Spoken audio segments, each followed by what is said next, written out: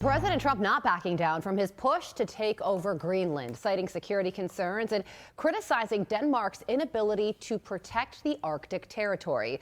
The president posting on Truth Social last night, NATO has been telling Denmark for 20 years that you have to get the Russian threat away from Greenland.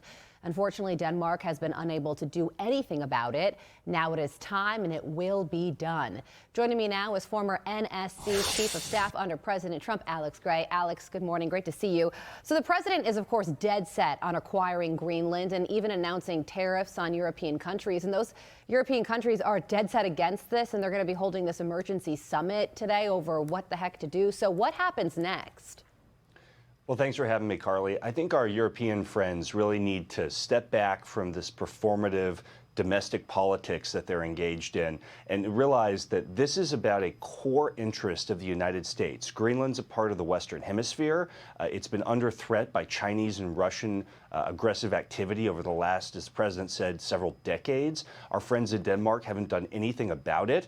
And the president was actually on the path last week with this meeting that Vice President Vance chaired to have a really successful path forward where we were talking directly to our Greenlandic friends and our Danish allies about a path forward for the United States to have more ultimate control over Greenland. And then the Europeans decided to showboat, send in this absurd contingent of troops to act like they were going to stop some sort of crazy American invasion. As you know, Carly, we have unlimited access militarily to Greenland as it is. There's nothing to invade. The question here is, how do we protect the future of Greenland from a Chinese or Russian long-term, some sort of long-term Chinese or Russian influence operation? This is a very, very silly thing the Europeans are doing, and I hope they'll back down before they damage the relationship further. Well, Alex, on that contingent of troops, plus you mentioned Russia and China, Senator Tom Tillis, who's a Republican but has become a critic of President Trump, posted this on X saying this response to our own allies for sending a small number of troops to Greenland